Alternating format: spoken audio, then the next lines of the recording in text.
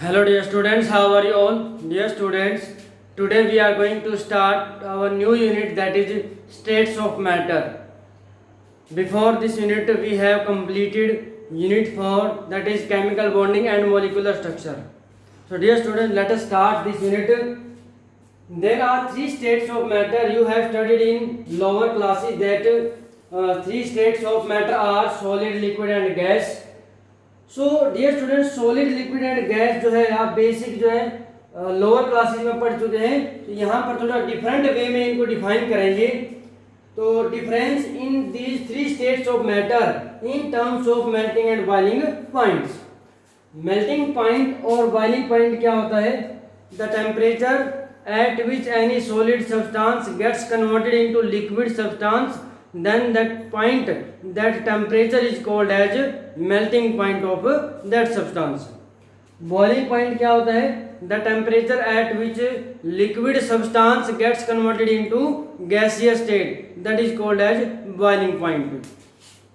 तो हम solid, liquid या गैस को melting point और boiling point की टर्म्स में डिफाइन करेंगे.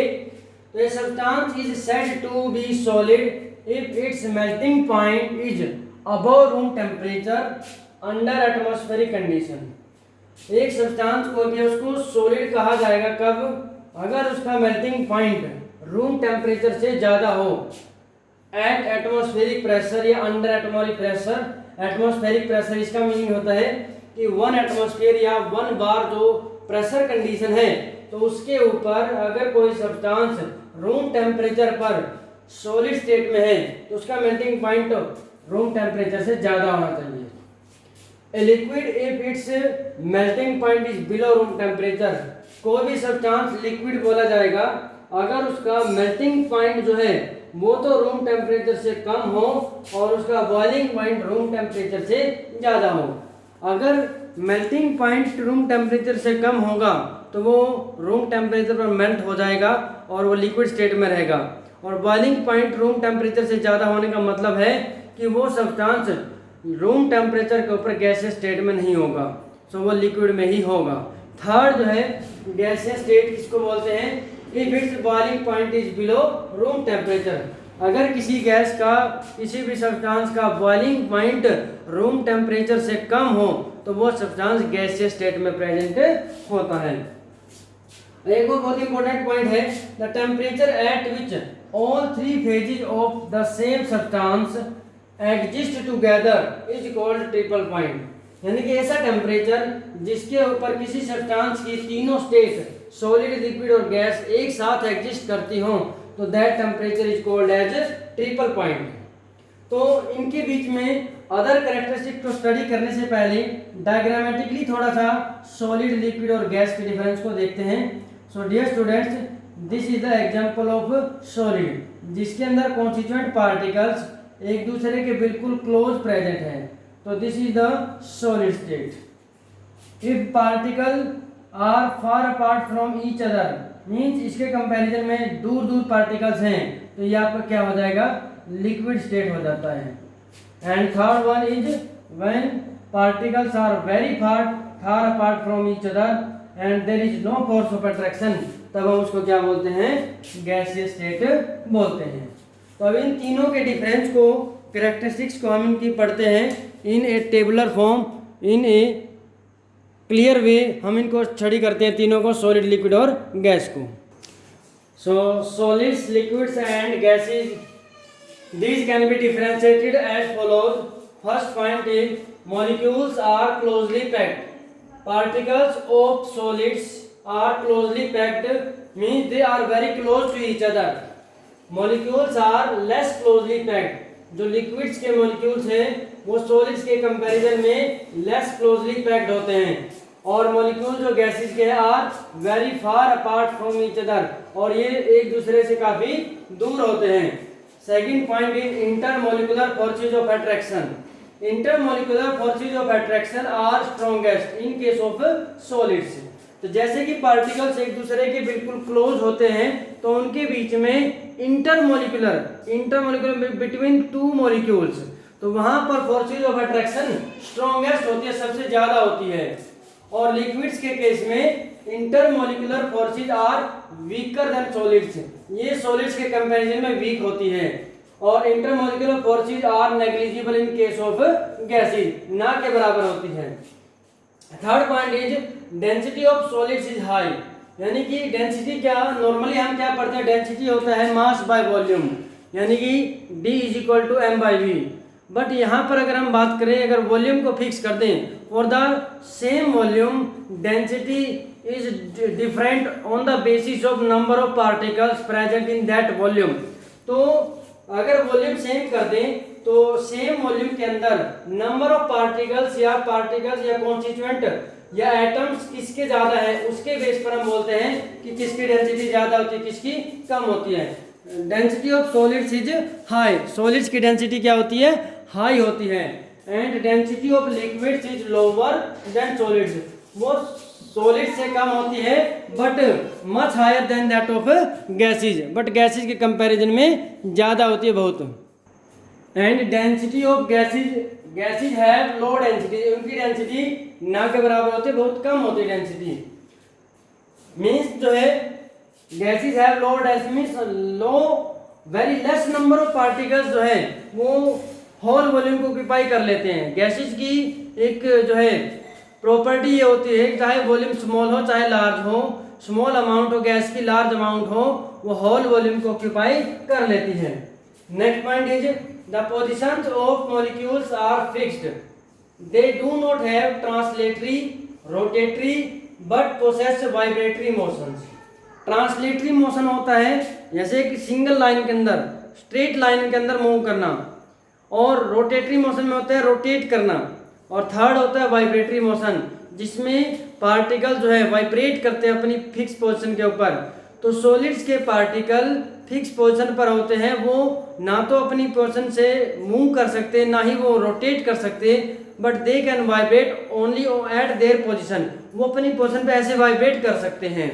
बट जो लिक्विड्स है उनके अंदर कुछ ट्रांसलेटरी, रोटेटरी और साथ में वाइब्रेटरी मोशन भी होती है, और गैसेज के मॉलिक्यूल्स में हाई या लार्ज रोटेटरी, वाइब्रेटरी और ट्रांसलेटरी मोशन होती है। Next point is solids have definite shape, size and volume. Solids का शेप, उनका साइज और उनका वॉल्यूम निश्चित होता है, बट लिक्विड्स के केस में शेप जो डेफिनेट नहीं होती बट उनका वॉल्यूम डेफिनेट होता है। लिक्विड्स में क्या होता है, लिक्विड जो है जिस भी कंटेनर में पोर किया जाता है, डाला जाता है, उसी कंटेनर के वॉल्यूम को ऑक्यूपाई कर लेता है, इसीलिए उसका वॉल्यूम क्या होता है, फिक्स होता है। बट उसकी जो शेप और डिफरेंट हो सकती है, क्योंकि एक पार्टिकुलर अमाउंट लिक्विड की अगर डिफरेंट कंटेनर में डालें तो उनकी शेप अलग अलग हो सकती है।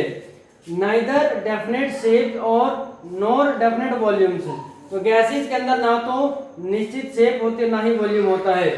लास्ट पॉइंट है, बहुत इंपॉर्टेंट है ये भी, सॉलिड प्रोसेस लिस्ट कॉम्प्रेसिबिलिटी।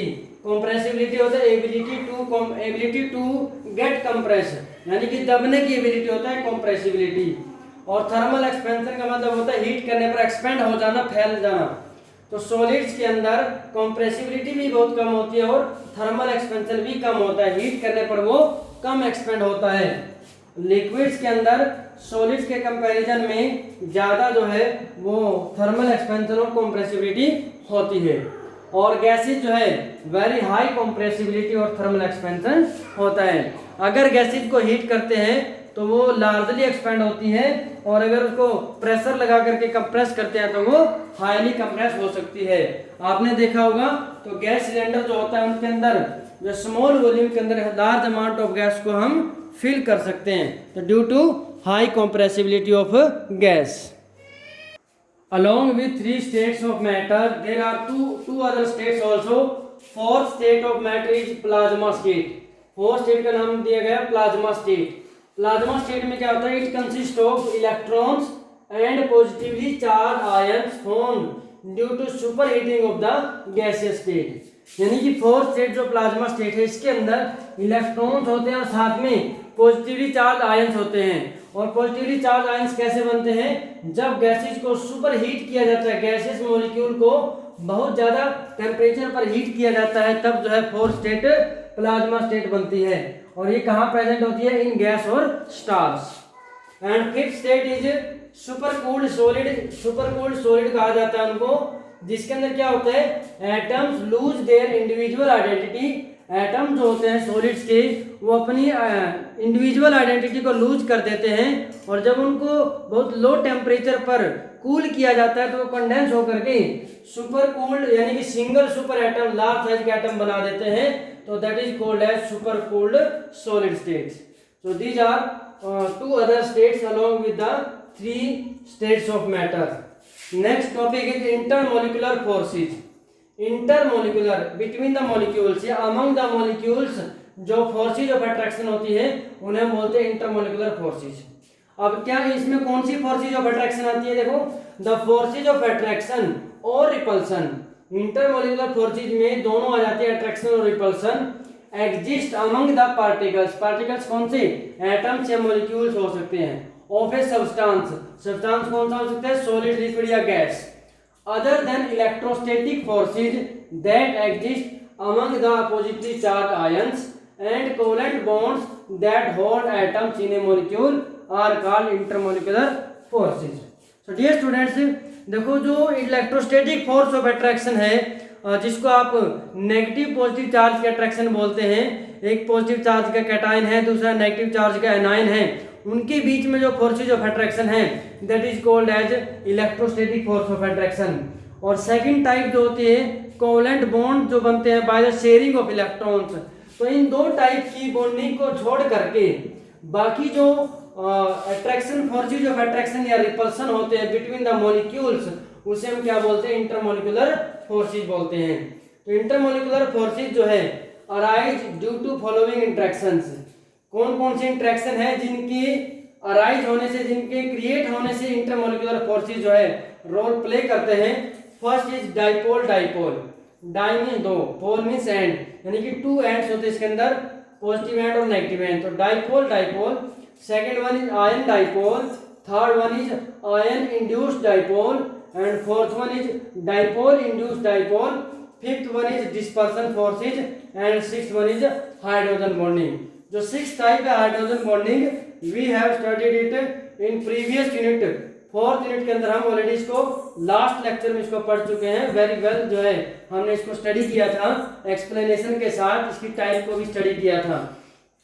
तो बच गया हमारे पास 5 जो बचते हैं। इनमें से जो अट्रैक्टिव इंटरमोलिकुलर फोर्सेज हैं, dipole dipole, dipole induced dipole और dispersion forces, these are collectively called as van der Waals forces। van der Waals forces। देखो वैसे तो इंटरमोलिकुलर फोर्सेज में हमने बोला है अट्रैक्शन और रिपल्सन दोनों एग्जिस्ट होती है, बट उनमें से अट्रैक्टिव इंटरमोलिकुलर फोर्सेज की अगर बात करें जिसमें डाइपोल डाइपोल की वजह से अट्रैक्शन हो, डाइपोल इंड्यूस्ड डाइपोल की वजह से अट्रैक्शन हो या डिस्पर्सन फोर्सेज की वजह से अट्रैक्शन हो, तो इनको कलेक्टिवली जो है van der Waals फोर्सेज कहा जाता है। So dear students, let us discuss these one by one. तो इनको डिस्कस करने से पहले आप ध्यान से देखें, जो इनकी जो नेमिंग है डाइपोल डाइपोल, ये बहुत कुछ एक्सप्लेन करते हैं उसके बारे में। तो ये चीज आपको अगर नेमिंग क्लियर है, इनकी जो वर्डिंग क्लियर है, तो आपको जो है ये सब चीज क्लियर हो जाएगी और इनके बारे में आप आसानी से लिख सकते हैं। तो dipole dipole, di means two होता है, पोल मीन्स एंड, तो दो एंड होते हैं, पॉजिटिव एंड और नेगेटिव एंड। तो एक मॉलिक्यूल उसमें भी डाइपोल क्रिएट होता हो, दूसरे मॉलिक्यूल में भी डाइपोल क्रिएट होता हो, तो उनके बीच की जो अट्रैक्शन होगी वो होगी dipole dipole interaction. Ion dipole, एक तो आयन होगा पॉजिटिवली चार्ज आयन या फिर नेगेटिवली चार्ज आयन, कैटायन और अनायन। दूसरा होगा डाइपोल, यानी कि जिसके अंदर पॉजिटिव एंड और नेगेटिव एंड दोनों प्रेजेंट होंगे, तो उनके बीच के अट्रैक्शन को बोलते हैं आयन डाइपोल इंटरेक्शन। और third one is ion induced dipole. Ion जो होगा पॉजिटिव या नेगेटिव चार्ज का आयन ऑलरेडी प्रेजेंट होगा, और दूसरा जो मॉलिक्यूल होगा उसमें स्टार्टिंग में कोई पोलर एंड्स क्रिएट नहीं होंगे, बट जब वो आयन के कांटेक्ट में आएगा तब उसके अंदर भी डाइपोल क्रिएट हो जाएगा, तो उसे बोलते हैं ion induced dipole. Fourth one is dipole induced dipole. इसमें क्या होगा, एक जो मॉलिक्यूल होगा उसमें ऑलरेडी डाइपोल होगा और दूसरे मॉलिक्यूल में इसके इंटरेक्शन में आने के बाद जो है डाइपोल क्रिएट होगा, उसे बोलते हैं डाइपोल इंड्यूस्ड डाइपोल। एंड ये जो है डिस्पर्सन फोर्सेज, इनको लंदन फोर्सेज भी बोलते हैं, क्योंकि ये लंदन में पहली बार इनको ऑब्जर्व किया गया था। So dear students, let us take a look on these one by one. So first type is dipole-dipole interaction. These forces occur among polar molecules. ये जो dipole-dipole interaction होती है ये polar molecules के बीच में होती हैं. polar molecules के अंदर permanent dipoles होते हैं. पॉजिटिव एंड जो होता है वन मॉलिक्यूल का, it is attracted by the negative end of other molecule. तो उनके बीच की जो इंटरेक्शन है that will be called as dipole dipole interaction. यहाँ पर देखें HCl है, जैसे HCl में ये एंड डाइपोल का पॉजिटिव एंड है, ये नेगेटिव एंड है. दूसरे मॉलिक्यूल का ये पॉजिटिव एंड है, ये नेगेटिव एंड है. तो यहाँ पर जो बीच की इंटरेक्शन है ये this is called as dipole dipole interaction. Same जो है सिमिलर टाइप की अट्रैक्शन यहाँ पर इसके बीच में है. Negative and is attracted towards the positive and of other molecule. This is also dipole-dipole interaction. तो डाइपोल-डाइपोल इंटरेक्शन का जो मैग्नीट्यूड है, इसकी जो अमाउंट है, ये डिपेंड करता है पोलैरिटी ऑफ द मॉलिक्यूल. जिस मॉलिक्यूल के अंदर जो पोलर मॉलिक्यूल है उनकी पोलैरिटी कितनी है, और पोलैरिटी जो है वो फर्दर डिपेंड करती है इलेक्ट्रोनेगेटिविटी डिफरेंसेस ऑफ एटम्स के ऊपर. तो जितना ज्यादा एटम्स के बीच में इलेक्ट्रोनेगेटिविटी डिफरेंस होगा उतना ही स्ट्रॉन्ग पोल क्रिएट होगा और उतना ही ज्यादा डाइपोल-डाइपोल इंटरेक्शन का मैग्नीट्यूड होगा. Second type is ion dipole interaction. तो this is the attraction between an ion. देखो आयन है, एक जो मॉलिक्यूल है वो आयन का है, आयनिक है, और दूसरा है डाइपोल का है. तो आयन जो हो सकता है कैटायन या एनायन हो सकता है, एंड ए पोलर मॉलिक्यूल. तो देखो इसमें एग्जांपल हम NaCl का लेते हैं. जब NaCl को डिजोल्व करते हैं वाटर में तो पोलर वाटर मॉलिक्यूल जो है वो Cl- और Na+ आयन की तरफ अट्रैक्ट हो जाते हैं. कैसे होते हैं, देखो ये Na+ आयन है, तो Na+ आयन के चारों तरफ Na+ के ऊपर पॉजिटिव चार्ज है, तो वाटर मॉलिक्यूल में जो डाइपोल क्रिएट होगा Δ- और Δ+. तो ये वाटर मॉलिक्यूल अपने आप को इस तरीके से अरेंज कर लेते हैं कि नेगेटिव एंड जो है वाटर मॉलिक्यूल्स का it lies towards the positive ion cation. और Cl- आयन के केस में क्या होगा कि वाटर मॉलिक्यूल के जो पॉजिटिव एंड है H पॉजिटिव, वो जो है नेगेटिव आयन की तरफ जो अट्रैक्ट हो जाते हैं और एनवेलप लाइक स्ट्रक्चर बना लेते हैं. तो this is called as ion dipole interaction. जो स्ट्रेंथ होगी दिस इंटरेक्शन की, it depends upon the charge and size of ion. ये जो आयन होता है बीच में कैटायन या एनायन, इसका साइज कितना है, उसका चार्ज कितना है. क्योंकि जो चार्ज और साइज के लिए हमने फजांस रूल पढ़ा था, तो वो जो है आपको हेल्प करेगा इसको समझने में.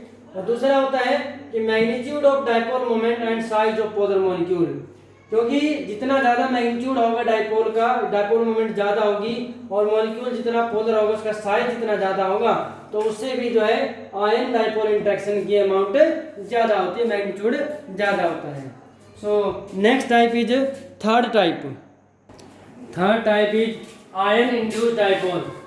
Ion induced when a non polar molecule is brought near to an ion. देखो नॉन पोलर मॉलिक्यूल जो होता है उसमें कोई डाइपोल नहीं होता. जैसे कि ये है, नॉन पोलर मॉलिक्यूल में सिमेट्रिकल इलेक्ट्रॉन क्लाउड होता है, बट जैसे ही उसको किसी आयन के क्लोज लेकर के आते हैं तो क्या होगा, ये नेगेटिव चार्ज का आयन है, इसके अंदर इलेक्ट्रॉन क्लाउड है, तो इलेक्ट्रॉन इलेक्ट्रॉन रिपल्सन की वजह से इलेक्ट्रॉन क्लाउड I2 का राइट में शिफ्ट हो जाता है, और ये एंड वन एंड जो है जो नाइट्रेट के पास में है ये पॉजिटिव एंड हो जाता है और दूसरा नेगेटिव एंड हो जाता है. तो यहाँ पर जो इंटरेक्शन है this is called as ion induced dipole. तो जो मॉलिक्यूल नॉन पोलर था, आयन के कांटेक्ट में आने पर वो डाइपोल क्रिएट हो जाता है उसके अंदर, वो इंड्यूस्ड डाइपोल कहलाता है. फिर उन दोनों के बीच में जो अट्रैक्शन है that is called as ion induced dipole interaction. Next type is dipole induced dipole. जैसे यहाँ पर आयन ने नॉन पोलर मॉलिक्यूल में डाइपोल क्रिएट किया है, ऐसे ही अगर हमारे पास एक पोलर मॉलिक्यूल हो परमानेंट डाइपोल का, वो नॉन पोलर मॉलिक्यूल के क्लोज लेकर के आते हैं, तब जो है उसके अंदर भी डाइपोल क्रिएट हो जाता है. जैसे इसमें Δ- और Δ+ क्रिएट हो गए और ये इसका पॉजिटिव एंड है, तो ये जो इंटरेक्शन है this is called as dipole induced dipole interaction. And last type is dispersion forces और London forces. These forces are thought to arise from the motion of electrons. ये माना जाता है कि ये जो फोर्सेज ऑफ अट्रैक्शन है ये कब पैदा होती है, जब इलेक्ट्रॉन्स की मोशन होती है. ये एट एनी टाइम, किसी भी टाइम पर हो सकती है. इट इज बिलीव्ड दैट, ये माना जाता है at any instant of time electron cloud of molecule may be distorted so that momentary dipole is produced in one part of the molecule which is more negative than the rest. ये एक molecule है, ये दूसरा molecule है, दोनों में symmetrical electron cloud है due to motion of electrons at any time. इसके अंदर जो है momentary dipole create electron cloud, ये थोड़ा लेफ्ट में शिफ्ट हो गया, यहाँ पर पॉजिटिव चार्ज जो है इलेक्ट्रॉन क्लाउड कम होने की वजह से डेल्टा पॉजिटिव चार्ज हो जाता है, यहाँ पर डेल्टा नेगेटिव. सिमिलर दूसरे मॉलिक्यूल में हो जाता है, तो यहाँ पर जो पॉजिटिव नेगेटिव अट्रैक्शन है इसको बोलते हैं London forces. So dear students, I hope ये जो वेरियस टाइप्स हमने पढ़ी हैं all are clear to you. So dear students, you have to complete your notes regularly and you have to practice these work as well as. So dear students, this is enough for today. Thank you and have a nice day.